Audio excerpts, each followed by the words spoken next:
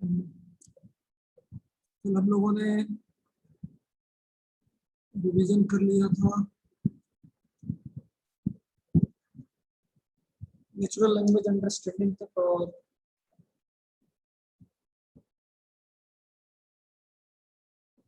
Speech recognition तक। आज next topic देखते हैं।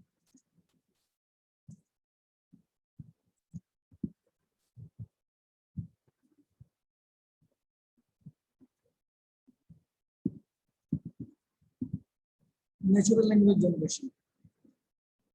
जैसा कि मैं बताया था कि नेचुरल लैंग्वेज प्रोसेसिंग के दो पार्ट हैं, नेचुरल लैंग्वेज अंडरस्टैंडिंग और नेचुरल लैंग्वेज जनरेशन। तो सबसे पहले क्या होता है नेचुरल लैंग्वेज प्रोसेसिंग में कि नेचुरल लैंग्वेज अंडरस्टैंडिंग का काम होता है। तो मैं आपको बताया था उसमें सारे लेवल्स दिए हुए थे, जिसमें फोनोलॉजिकल, मॉर्फोलॉजिकल, सिंथेटिक, सिमेंटिक और वर्ड, ये सारे कंपोनेंट थे। और ये स्टेप वाइज दिया हुआ है किस तरीके से नेचुरल लैंग्वेज अंडरस्टैंडिंग होती है। फोनोलॉजिकल में एक वर्ड को समझते थे, मॉर्फोलॉजिकल में वर्ड के साथ कोई सफिक्स या प्रीफिक्स जुड़ा हुआ है तो उसको रिकॉग्नाइज करता था, यानी सारे वर्ड्स को रिकॉग्नाइज करेगा जो भी हम बोलेंगे। सिंथेटिक में उनको स्ट्रक्चर्ड फॉर्म में करता था, सिमेंटिक में उनको ग्रामेटिकली सही करता था और उसकी मीनिंग समझता था, और जो भी वर्ड नॉलेज उसके पास है उससे कंपेयर करता था नेचुरल लैंग्वेज जनरेशन के। नेचुरल लैंग्वेज जनरेशन में क्या है, देखिए क्या लिखा हुआ है। It is the area of natural language processing concerned with the making it easier for us to understand the computer output. तो नेचुरल लैंग्वेज जनरेशन क्या है, नेचुरल लैंग्वेज प्रोसेसिंग का ही एक एरिया है जो कंप्यूटर यूजर है उनके लिए इजी करता है कंप्यूटर आउटपुट को समझने के लिए। जैसे कोई भी क्वेरी आप कर रहे हैं सिस्टम से तो कुछ ना कुछ रिप्लाई जनरेट करेगा, रिप्लाई को किस फॉर्म में जनरेट करना है ये चीज नेचुरल लैंग्वेज जनरेशन से होता है। तो ये यूजर के लिए इजी करता है कि यूजर इजिली जो भी आउटपुट आ रहा है सिस्टम से उसको समझ सके। Natural language program has the following basic functionality. क्या क्या फंक्शनैलिटी है? The program must decide when to say something, the program must decide what to say, the program must decide how to say it। यानी कि जब भी हम कोई query या कुछ बात किसी नेचुरल लैंग्वेज सिस्टम से कर रहे होंगे जहाँ नेचुरल लैंग्वेज प्रोसेसिंग होती है, जैसे सपोज कर लीजिए कि आप गूगल से भी बात कर रहे हैं, गूगल सीरी, गूगल असिस्टेंट या सीरी से, तो वहाँ पे नेचुरल लैंग्वेज अंडरस्टैंडिंग के बाद जब नेचुरल लैंग्वेज जनरेशन होता है तो वहाँ पे कुछ फंक्शनलिटी को ध्यान में रखना रहता है। तो पहला लिखा है the program must decide when to say something, यानी कि ऐसा ना हो कि अभी कोई पर्सन क्वेरी ही कर रहा हो किसी सिस्टम से और बीच में ही उसका जवाब देना शुरू कर दे। नेचुरल लैंग्वेज जनरेशन हो गया। नेचुरल लैंग्वेज जनरेशन तभी होगा जब यूजर अपनी बात को कंप्लीट करे। The program must decide when to say something, यानी उसको पता रहना चाहिए कि कब हमें जनरेट करना है रिप्लाई। ऐसा ना हो कि बीच में ही जनरेट कर दे, अभी यूजर बोल ही रहा है और बीच में जनरेट कर दे। सेकंड है the program must decide what to say, यानी प्रोग्राम को पता होना चाहिए क्या कहना है, यानी कि उसका वर्ड नॉलेज जो है, यानी उसके डेटाबेस में जितने भी नॉलेज दिए हुए हैं उनसे रिलेटेड क्वेरी, यानी उससे रिलेटेड जो भी क्वेरी कर रहा है यूजर अपने डेटाबेस से मैच कराए और उसको रिलेवेंट जवाब दे, यानी व्हाट टू से, क्या कहना है ये पता रहना चाहिए।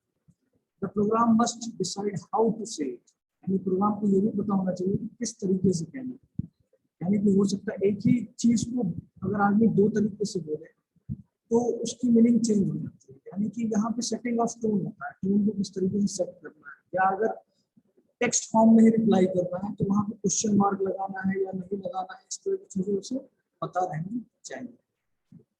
आगे है Natural language generation is an AI programming to produce written or spoken narrative from data set।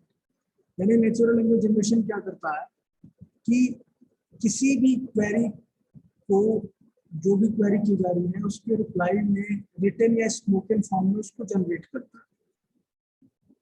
NLG is related to computational linguistic, NLP and NLE।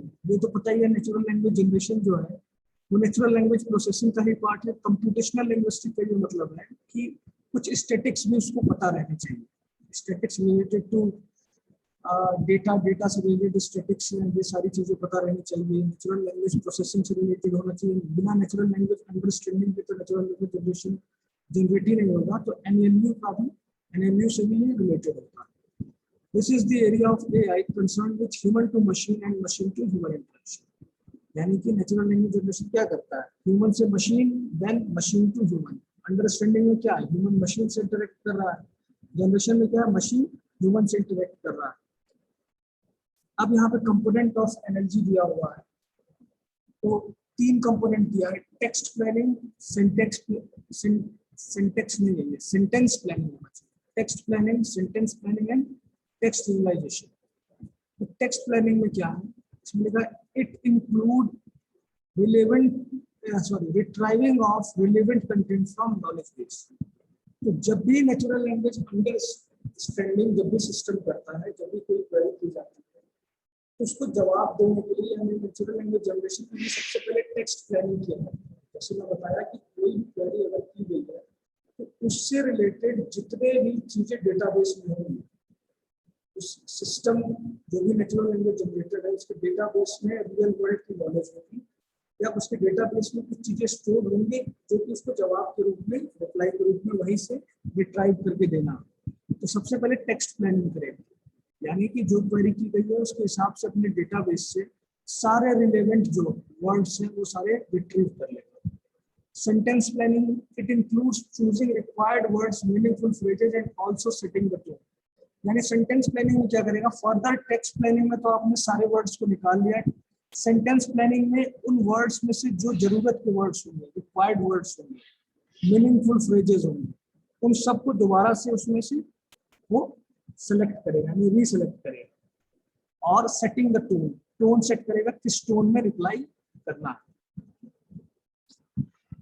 Text realisation, it maps the sentence planning into structured form. ये तो सीधे से लिखा हुआ है कि text planning में आपने सारे वर्ड्स निकाल लिए, सेंटेंस प्लानिंग में फर्दर उसमें सेलेक्ट किया आपने, टोन सेट किया, और टेक्स्ट रियलाइजेशन में क्या किया आपने, जो भी सेंटेंस प्लानिंग के थ्रू वर्ड्स निकाले गए हैं, रिक्वायर्ड वर्ड्स, उनको स्ट्रक्चर्ड फॉर्म में कर देता है। स्ट्रक्चर्ड फॉर्म मतलब उसका कुछ मीनिंग निकले।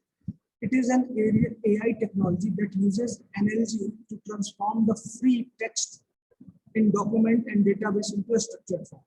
यानी कि टेक्स्ट रियलाइजेशन में क्या कर रहा है कि जो भी डेटाबेस से वर्ड्स को निकाला गया, फ्रेजेस को निकाला गया है रिप्लाई देने के लिए, रिलेवेंट रिप्लाई देने के लिए क्वेरी का, वो सारे वर्ड्स को, सारे वर्ड्स फ्री फॉर्म में होते हैं, यानी स्ट्रक्चर्ड फॉर्म में नहीं होते। तो उनको टेक्स्ट रियलाइजेशन क्या करता है, स्ट्रक्चर्ड फॉर्म में कन्वर्ट करता है। वो सारे सीक्वेंस फॉर्म में होने चाहिए, तभी वो ह्यूमन को समझ में आएगा। तो यहाँ पे था आपका नेचुरल लैंग्वेज जनरेशन। नेक्स्ट है आपका चैटबॉट। चैटबॉट क्या है, देखिए यहाँ लिखा है, A chatbot is a software that simulates human-like conversation with users through text or text-to-speech. तो चैटबॉट का क्या काम होता है, चैटबॉट भी नेचुरल लैंग्वेज प्रोसेसिंग का ही एक पार्ट है, यानी नेचुरल लैंग्वेज प्रोसेसिंग का ही एप्लीकेशन है, जिसमें कह सकते हैं चैटबॉट ऐसा सॉफ्टवेयर है जो कि कन्वर्सेशन ह्यूमंस के थ्रू प्रोवाइड करता है, यानी machine to human conversation provide करता है। या तो टेक्स्ट फॉर्म में करेगा कन्वर्सेशन या फिर स्पीच फॉर्म में करेगा। Its key task is to help user by providing answer to their questions. उसका की टास्क क्या है कि जो भी क्वेरी करे यूजर, उसका वो रिलेवेंट आंसर उसको रिप्लाई करे।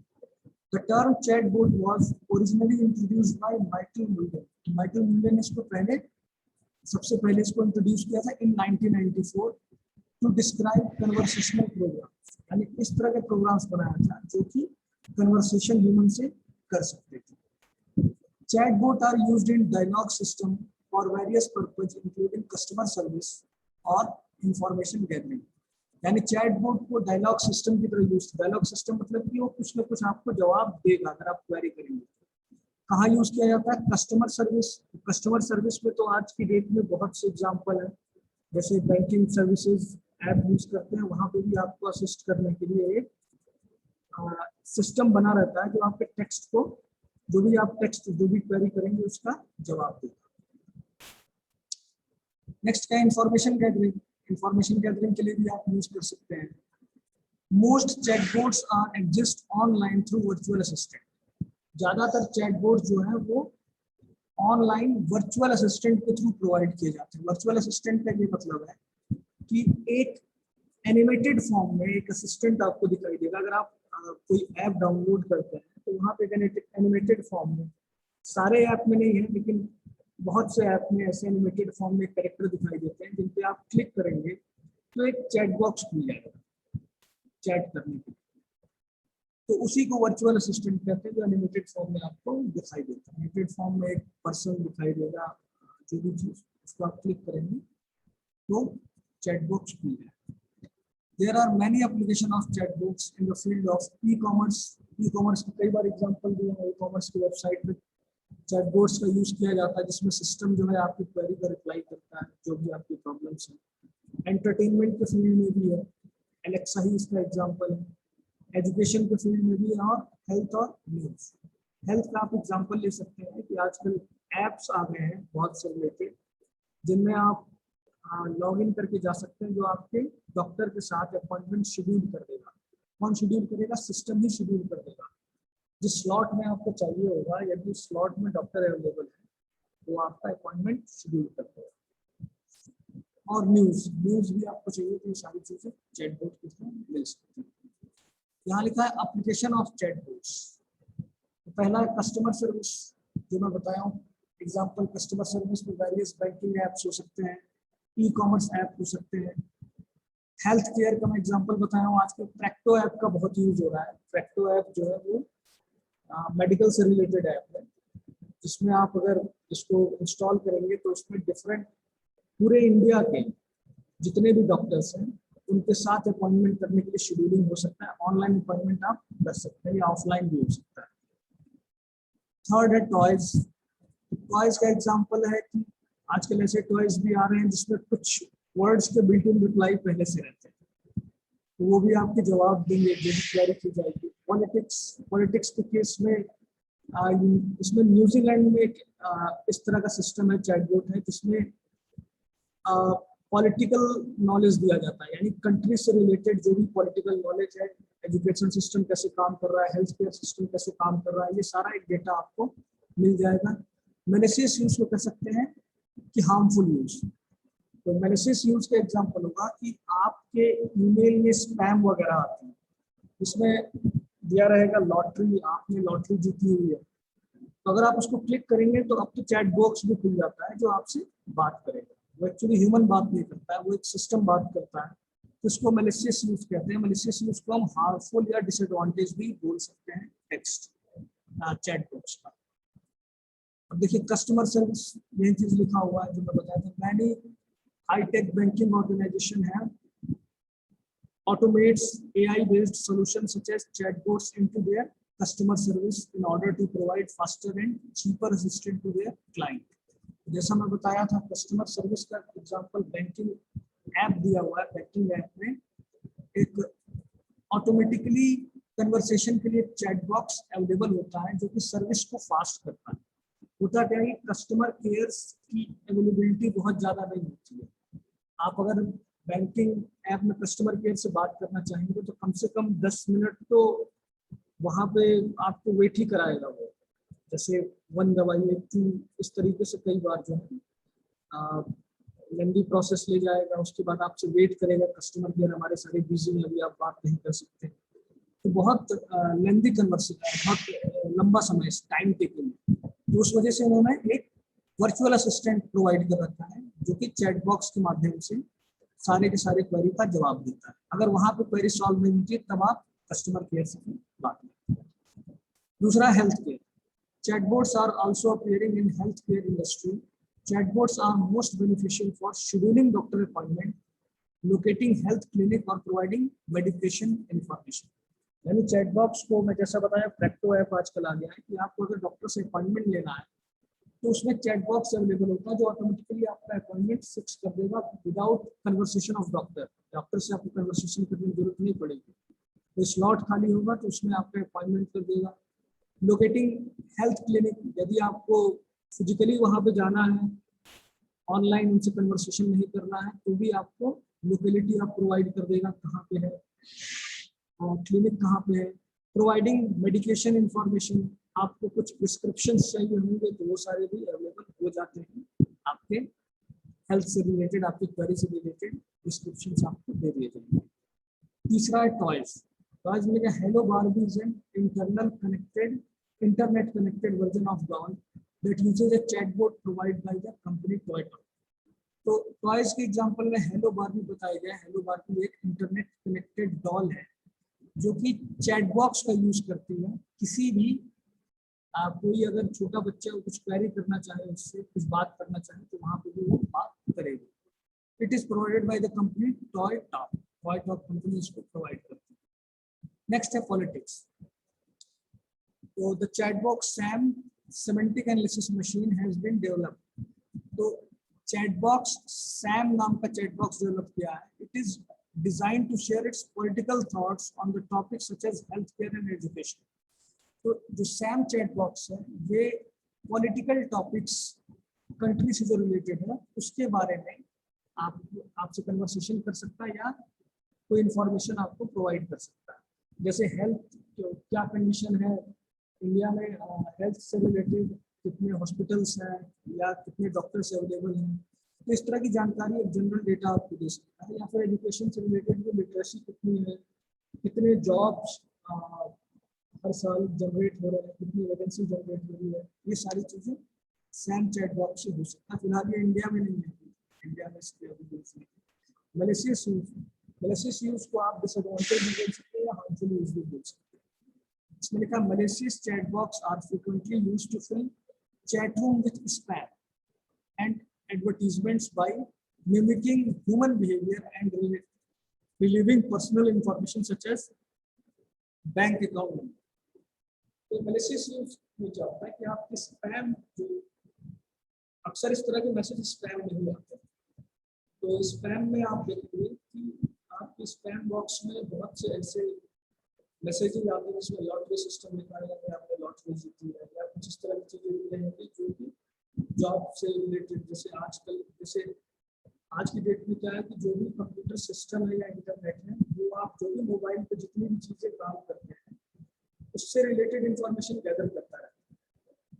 तो आप के बारे में आपसे ज्यादा आपका मोबाइल जानता है और इंटरनेट के थ्रू अदर इंडस्ट्री भी उस चीज को जानती है। जैसे अगर कोई लड़का फाइनल ईयर में बीटेक फाइनल ईयर में है तो जाहिर सी बात है कि वो सबसे ज्यादा जॉब को सर्च करना चाहिए।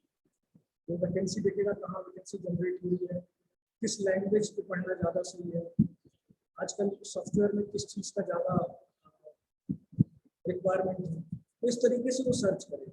कहीं ना कहीं इंटरनेट के थ्रू ये मैसेज कुछ फ्रॉड्स को पहुंच जाता है कि इनको जॉब्स की रिक्वायरमेंट है, तो कहीं ना कहीं एक फेक ईमेल जनरेट करके बोलेंगे कि आपकी जॉब लग गई है और आप अभी 10,000 रुपये आप जमा करिए तो आपकी ज्वाइनिंग है। तो इस तरह की चीज़ें स्पैम में जनरेट होती है। और जब आप उससे चैट करेंगे तो चैट बॉक्स ऑटोमेटिकली आपसे चैट करने लगेगा। तो ह्यूमन बीइंग चैट नहीं करेगा, चैट बॉक्स चैट करेगा, आपको लगेगा जैसे कि ह्यूमन जो है आपसे बात कर रहा है।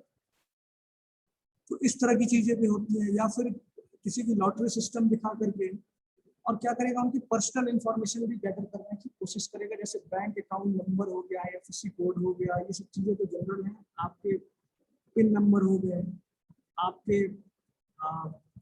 एटीएम कार्ड नंबर हो गए, इस तरह की चीज़ें वो जानने की कोशिश करेगा। अक्सर इस तरह के मैसेज स्पैम में आते हैं। आप देखेंगे जो आपके मतलब के मैसेज नहीं होते हैं वो सारे स्पैम में आते हैं। और स्पैम एक फिल्टरेशन का काम करता है कि उसमें कुछ वर्ड्स के हिसाब से फिल्टर्स के लिए ऑटोमेटिकली कुछ पहले से फिल्ट्रेशन दी जाती है। जैसे कि लॉटरी नाम से कोई अगर मेल आता है या उसके कंटेंट में लॉटरी लिखा हुआ है या फिर विन नाम से कुछ आता है तो इन सबको स्पैम में डाल देता है। तो मतलब के जो मैसेज होते हैं वही आपके इनबॉक्स में आते हैं, जो आपके मतलब के नहीं होते हैं वो स्पैम में जाते हैं। कभी कभी आपके मतलब के मैसेज भी स्पैम में दिखा देते हैं, तो इसलिए होता है कि उसमें शायद ऐसे वर्ड्स आ जाते हैं जिसको जो है स्पैम फिल्टर कर देता है। अब देखिए लिमिटेशंस दिया हुआ है, लिमिटेशंस इन चैट बॉक्स लिखा है as the database used for output generation so it has fixed and limited query. तो जैसे कि बताया कि चैट बॉक्स एक सिस्टम है जिसका डेटाबेस लिमिटेड होता है। जैसे ई कॉमर्स की वेबसाइट अगर यूज कर रहे हैं और चैट बॉक्स पे बात कर रहे हैं तो आप उससे प्रोडक्ट से रिलेटेड ही बात कर सकते हैं, उसके अलावा उससे आप कोई भी बात करेंगे तो वो जवाब नहीं देगा या उस चीज को समझेगा नहीं। तो चैट बॉक्स का ये डिसएडवांटेज है कि उसका लिमिटेड डेटाबेस होता है, इस वजह से उससे लिमिटेड क्वेरी ही की जा सकती है। सेकंड है, a chat box efficiency highly depends on the language processing, so it has also problems due to irregularities in the references। यानी कि चैट बॉक्स के से अगर आप बात कर रहे हैं, आप प्रॉपर जो है किसी सेंटेंस को नहीं बोलेंगे, रेफरेंसेस मतलब वो sequence of sentence, sequence of sentence अगर प्रॉपर नहीं है, आप जो टेक्स्ट लिख रहे हैं वो प्रॉपर नहीं है सीक्वेंस में, तो जाहिर सी बात है कि आपके लैंग्वेज को प्रोसेस करने में चैट बॉक्स को प्रॉब्लम आएगी। यानी कि आपके सारे वर्ड्स क्लियर होने चाहिए, आइसोलेटेड होना चाहिए और प्रॉपर होना चाहिए, अदरवाइज चैट बॉक्स जो है वो आपको रिप्लाई नहीं करेगा। थर्ड है, chat box are unable to deal with multiple question at the same time. यानी चैट बॉक्स में आप एक बार में एक ही क्वेश्चन पूछ सकते हैं, अगर आप उससे 2-3 क्वेरी एक साथ कर देंगे तो वो उसका रिलेवेंट आंसर नहीं दे पाएगा। यानी सेंटेंस भी बहुत लंबे नहीं होना चाहिए, क्वेरी भी मल्टीपल क्वेरी नहीं होनी चाहिए, एक बार में एक ही क्वेरी होनी चाहिए। फोर्थ है, chatbot require a large amount of conversational data to train the model. यानी कि चैटबॉक्स जब बनाया जाता है, जाहिर सी बात है इसमें भी डीप लर्निंग का यूज होता है, तो उससे पहले सिस्टम को ट्रेन करना होगा, चैटबॉक्स को ट्रेन करना होगा, हमें उसमें बहुत large amount of data as a input डालना होगा उसको ट्रेन करने के लिए कि वो सही आउटपुट दे रहा है या नहीं। तो इस वजह से ट्रेनिंग देना भी चैट बॉक्स के लिए बहुत कॉम्प्लेक्स काम है, क्योंकि अमाउंट ऑफ ट्रेनिंग डेटा बहुत ज्यादा होती है। फिफ्थ है, chatbots have difficulty to managing non linear conversation. ये तो जाहिर सी बात है, ये ह्यूमन के साथ भी होगा, अगर आप नॉन लीनियर कन्वर्सेशन करेंगे, यानी एक बार में आप कुछ और बात कहेंगे और सेकेंड वर्ड्स में किसी और टॉपिक पे बात शुरू करेंगे, नॉन लीनियर कन्वर्सेशन करेंगे, तो चैट बॉक्स आपको रिस्पॉन्स सही नहीं देगा।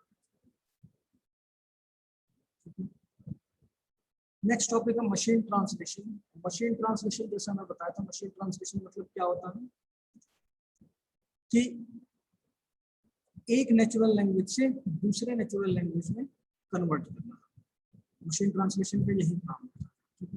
मशीन ट्रांसलेशन वगैरह हम लोग कल मंडे को देखेंगे किस तरीके से, ठीक है। रिकरेंट न्यूरल नेटवर्क भी इसके बाद हम डिस्कस करेंगे।